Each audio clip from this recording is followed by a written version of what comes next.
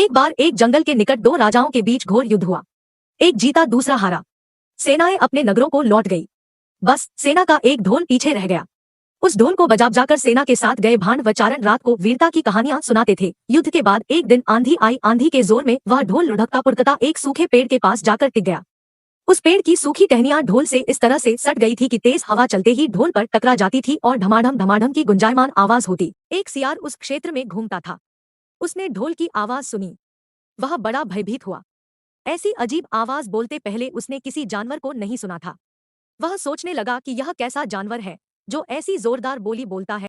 सियार छिपकर ढोल को देखता रहता, यह जानने के लिए कि यह जीव उड़ने वाला है या चार टांगों पर दौड़ने वाला। एक दिन सियार झाड़ी के पीछे छुपकर ढोल पर नजर रखे था। तभी पेड़ से नीचे उतरती हुई एक गिलहरी कूदकर ढोल पर उतरी। हल्की सी धम की आवाज भी हुई।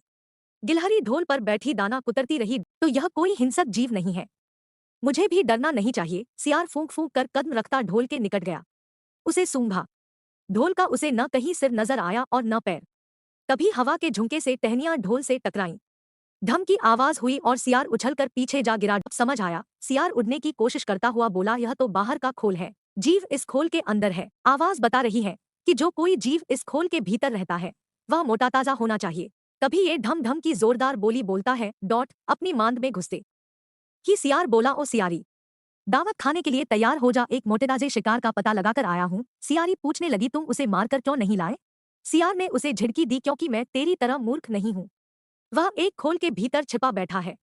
खोल ऐसा है कि उसमें दो तरफ सूखी चमड़ी के दरवाजे हैं। मैं एक तरफ से हाथ डाल उसे पकड़ने की कोशिश करता तो वह दूसरे दरवाजे से न भाग जाता। चांद निकलने पर दोनों ढोल की ओर गए। जब वह निकट पहुंच ही रहे थे कि फिर हवा से टहनियां ढोल पर टकराईं और ढमढम की आवाज निकली।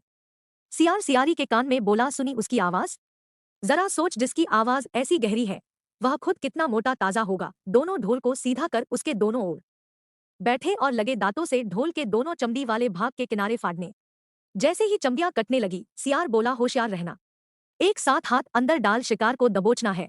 दोनों ने हूं की आवाज के साथ हाथ ढोल के भीतर डाले और अंदर टटोलने लगे। अदंग कुछ नहीं था, एक दूसरे के हाथ ही पकड़ में आए। दोनों चिल्लाए हैं, यहाँ तो कुछ नहीं है, और वे माथा पीट कर रह गए।